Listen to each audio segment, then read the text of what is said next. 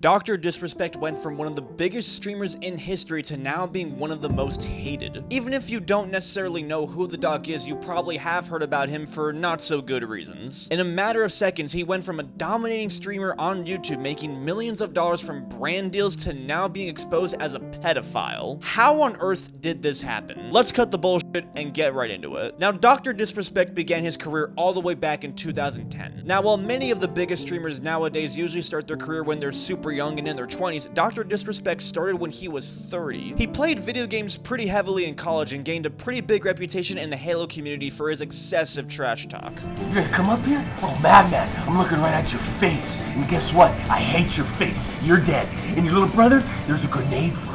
Where he got coined the nickname Diarrhea Panic. Now in 2010, while he was the community manager for Sledgehammer Games, he started streaming on Justin TV, which is what Twitch used to be called back in the day. Eventually he gained a big following, and after 4 years of consistent grinding and hard work, he quit his job to start streaming full-time in 2015. Now what separates the doc from other streamers is that he's not Guy Beam, he's a character. Much like how Joji played Filthy Frank, how Eminem played Slim Shady, and how an actor usually plays a character in a movie, Guy played a bombastic man who dominated the video game world in a savage way. A tongue-in-cheek persona that's absolutely ruthless with the shit-talking. He's almost always rocking his usual outfit of sunglasses, a vest, and never ever really showing his true identity. He describes it best himself. I created a character who plays multiplayer games, and he's considered the most dominating gaming specimen. Watching Dr. Disrespect play video games is kind of like watching WWE wrestling. It's an act, but the sport is still fun to watch. Playing a character really played to his advantage because he was able to keep his personal life private while also providing very entertaining content. This way he didn't have to reveal too much about his life like how other streamers usually have to do. And this really helped him gain a hardcore fan base, and by 2019 he had over 4 million Twitch followers. He started getting ginormous brand deals with Gillette, G Fuel, and more. But eventually that would start to change a little bit. In December of 2017, he broke character for the very first time to admit to his audience that he cheated on his wife.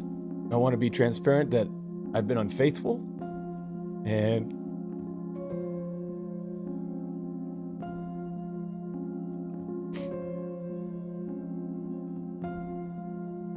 as a complete shock to the fans, he was completely out of character, not wearing the sunglasses, outfit, or anything, and even crying real tears on camera. This shows just how much it was getting to him, and he took a nice break for 2 months. And when he returned in 2018, his very first live stream broke nearly 400,000 live viewers. But the very next year, the doc would get banned temporarily on Twitch after he filmed himself going into the bathroom at the Electronic Entertainment Expo. He was reinstated 2 weeks later, so it wasn't really a big deal. But at the height of his career and being one of the biggest streamers in history, Dr. Disrespect was banned out of nowhere on June 26, 2020. The ban seemed like it was for no reason because there was actually no reason provided as to why he was banned. And getting banned from the platform altogether seemed to be such a harsh punishment for whatever it may have been at the time. Content-wise, he seemed to be fine. He wasn't really doing anything that broke the terms of service. Now, Twitch did address the ban in a statement. As is our process, we take appropriate action when we have evidence that a streamer has acted in violation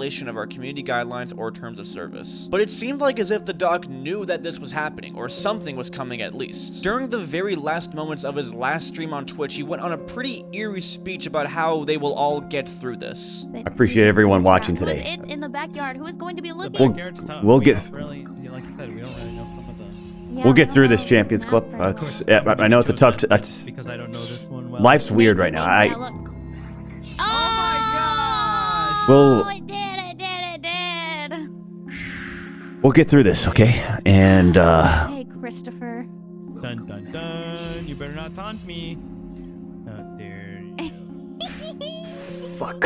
And then the stream just cuts off. And on the very same day, Discord also ended their partnership with the doc after he violated their code of conduct. Neither platform really gave a reason as to why he was banned altogether, and the doc didn't really seem to know either. The next day he tweeted, "Twitch has not notified me on the specific reason behind their decision. Firm handshakes for all the support." This was also really surprising because just 3 months beforehand, the doc signed an exclusive contract with Twitch to stream on their platform that was worth 8 figures. None of this was making any any sense, and every single time there was a statement that addressed it, there was always more questions left than answers. During interviews, the doc further stressed that he had no idea how this happened. Honestly, we just don't know. It was a total shock. Imagine showing up to work and the doors are closed and you can't get inside. You're going, what's going on? And you've been fired, but you haven't been told the reason why. We just weren't given an answer. It was the worst feeling. People tried to theorize that maybe somehow he violated his contract with Twitch and that's why they banned him, but there was no evidence supporting that at all.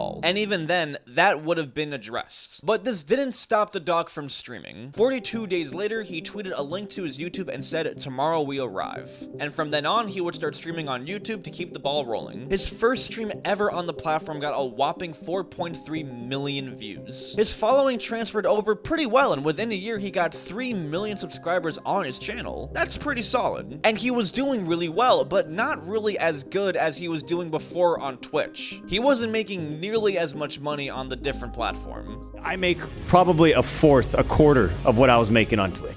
Probably considering he didn't have any fancy contracts with YouTube, this definitely hurt his revenue. And being banned from such a large platform definitely also hurt brand opportunities. Brands will question why you were removed altogether from such a large platform. Apparently he lost out on sponsorships from Oakley and Nike because of the ban, but he was still making good money regardless. However, 1 year later, Dr. Disrespect revealed that he actually did know the reason as to why Twitch banned him and that he was going to sue them in retaliation. Feeling that he was unrightfully banned and that it completely stained his reputation, he decided to sue for defamation. But a lot of people ask me, do you know the reason? Yeah, I do know the reason why now.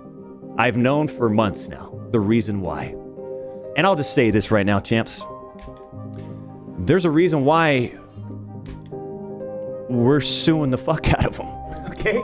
1 year later, he revealed that the lawsuit was over. "I have resolved my legal dispute with Twitch. No party admits to any wrongdoing." While this seems like it put an end to the chapter, it still makes no sense. One of Twitch's biggest streamers was essentially just banned for no reason. Why would a company just get rid of one of their biggest money makers? Sure, his trash talking was a little rough and edgy, but he never did anything that was seemingly bad or broke the terms of service. It just doesn't add up no matter how you look at it. It seems like both sides were hiding something pretty fishy. Twitch staff weren't allowed to say what the ban was for exactly. And whenever the CEO of Twitch was asked about it, he completely dodged the question. Twitch chat wants to know, after all these years, why was Dr. Disrespect banned?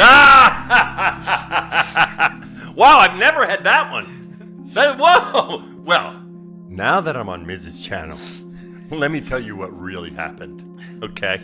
So, there was an alien invasion. Okay, many people did not know about the alien invasion. Okay, and the aliens actually possessed Dr. Disrespect. And for a while, this was a big mystery that just had no answer. And the doc seemed just a little too content that he was basically banned for no reason. And it's suspicious that he himself did not actually reveal the root cause for why he was banned, since he apparently knew the reason. Why not just say what it was if it was such bullshit? Whenever a streamer or a content creator gets banned, we usually find out. From the content, from the staff, or from the streamer themselves, it's usually always revealed. And it's also pretty rare. There are streamers that have had full-blown sex on stream and only got banned for 72 hours. So why exactly are they going so far as to ban their hugest streamer ever? It just seems so suspicious, but the fans didn't question it. The doc kept up with his career and continued streaming on YouTube and was very successful. That was until out of completely nowhere on June 23rd, 2024, nearly 4 years to the day after the ban, a former Twitch employee revealed that he was banned for texting a minor. He got banned because he got caught sexting a minor in the then existing Twitch Whispers function. He was trying to meet up with her at TwitchCon. The power that could be read in plain sight. Case closed, gang. No one made the wrong decision. Fuck him and his boys. Now this coming out of nowhere with no evidence made people rightfully skeptical. People were very quick to treat this as innocent until proven guilty. Just completely coming out of the blue and accusing him of something so extreme is pretty crazy. But this couldn't be ignored. The doc responded to the situation in a very non-straightforward way. On a Twitter account that that reported the situation, the doc responded under the post saying, "Jake, seriously, I get it. It's a hot topic, but this has been settled. No wrongdoing was acknowledged and they paid out the whole contract." This answer was pretty unsatisfying as it seemed to completely dodge the topic at hand here. He didn't mention anything about texting a minor or anything that was really related to the posts. Like, no one gives a damn about the contract. People wanted to know if he was a pedophile or not. All he really had to say was, "No, I didn't message or meet up with any kids and he'd be good," but he didn't do that. There wasn't any genuine evidence about the accusations either, so the fact that he was trying to steer away from the conversation was only a lot weirder. Now people were starting to think that something was up. Now, an hour later, he clarified this a little bit better by tweeting, "Listen, I'm obviously tied to legal obligations from the settlement with Twitch, but I just need to say what I can say since this is the internet. I didn't do anything wrong. All this has been probed and settled. Nothing illegal. No wrongdoing was found, and I was paid. Elden Ring Monday." And this satisfied much of his audience. Crazy how shit used to be innocent till proven guilty, but now it's guilty till proven innocent. This was good enough for a lot of people to buy that he didn't do anything wrong, and he continued streaming like as if nothing happened. But it was still a little weird that he didn't deny the specific accusation at hand here. But people didn't really give it much thought, and this was good enough. And that was until another tweet raised much higher suspicion. The official Twitter account for Midnight Society, which is a gaming studio co-founded by Dr. Disrespect, tweeted this the very next day. "On Friday evening, we became aware of an allegation against one of our co-founders, Guy Beam, aka Dr. Disrespect. We assumed his innocence and began speaking with parties involved. And in order to maintain our principles and standards as a studio and individuals, we needed to act. For this reason, we are terminating our relationship with Guy Beam immediately. While these facts are difficult to hear and even more difficult to accept, it is our duty to act with dignity on behalf of all individuals involved, especially the 55 developers and families we have employed along with our community of players." Dr. Disrespect essentially was fired from his own company for these accusations. However, this still wasn't really convincing people he did anything bad. Often companies will be very quick to dissociate from someone simply for having accusations, as the mere publicity from that alone is bad for a company. The fans were pretty mad at Midnight Society for doing this, as they felt there was no evidence and felt this was crossing the line. Without a shred of evidence presented to the public, this is a wild move. Can we see the actual proof? Not asking for much here. There is no Midnight Society without Doc. But considering a company's entire likeness was built upon Doc, this still raises questions. If he really was innocent and had the evidence to prove so, then the company wouldn't have made such an altering decision like this. It still just doesn't make any sense. Doc was on stream when he saw the news and knew that he was fucked.